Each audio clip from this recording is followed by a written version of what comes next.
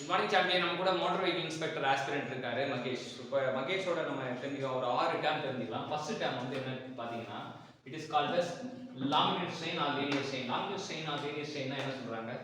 Change in length by original length. Change in length by original length. அது unit என்ன கேட்கறாங்க? No unit. No unit. அடுத்து transverse strain or lateral strain. அதை என்ன சொல்றாங்க? Change in diameter by original diameter in cylinder. So cylinder ஆகும்போது அது வந்து standard strain change in diameter by original diameter. No unit, அதுக்கு நோ யூனிட். அடுத்து poison ratio என்ன சொல்றாங்க? lateral strain divided by linear strain. Let transfer strain by linear strain or longitudinal strain எது வேணா சொல்லலாம் வச்சுக்கோங்களேன். ஸோ பாய்சன் ரேஷியோக்கு என்ன unit? Newton per no unit. Poisson ரேஷியோக்கு நோ யூனிட் தெரிஞ்சுக்கலாம். அடுத்தது யங்ஸ் மாடுலஸ். யங்ஸ் மாடுலஸ் என்ன சொல்றாங்க? Stress by strain.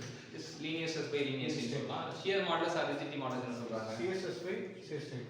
Bulk modulus என்ன சொல்றாங்க? Long volumetric stress by volumetric strain or direct stress by volumetric strain. Volumetric strain. So volumetric ஸ்ட்ரெயின்னா எப்படி சொல்லலாம்? Change in volume by original volume. இதுக்கும் no unit தான். Change in volume by original volume, இதுக்கும் no unit தான்.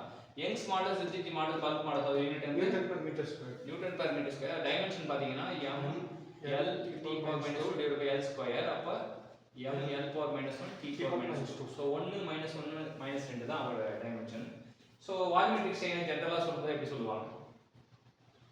sigma x epsilon x epsilon is equal to epsilon x plus epsilon y plus epsilon z. in terms of principal strain சொல்லணும்னா epsilon 1 plus epsilon 2 plus epsilon 3. in terms of longitudinal strain and transit strain சொல்லணும்னா epsilon v. epsilon l plus 2 times of epsilon tr னா இது tr தான் epsilon d ன்னு கூட சொல்லுவாங்க இங்க. இது நதிங் பட் transit strain வந்து epsilon d ன்னு சொல்லுவாங்க, இது epsilon l ன்னு சொல்லுவாங்க. சோ இதுதான் வால்யூமெட்ரிக் ஸ்ட்ரெயின் தெரிஞ்சுக்கிட்டோம். சோ என்னென்ன தெரிஞ்சுக்கிட்டோம் அப்படின்னா லாங்கர் ஸ்ட்ரெயின் வந்து நோ யூனிட் தெரிஞ்சுக்கிட்டோம். அதுக்கு லேட்டரல் ஸ்ட்ரெயின் வந்து நோ யூனிட் தெரிஞ்சுக்கிட்டோம். பாய்சன் ரேஷியோக்கு நோ யூனிட் தெரிஞ்சுக்கிட்டோம். அப்புறம் Young's modulus, bulk modulus, rigid modulus, newton per metre square. Dimension வந்து ml power -1 t power -2. Volumetric ஸ்ட்ரெயின்னா dv/v பார்த்தோம்.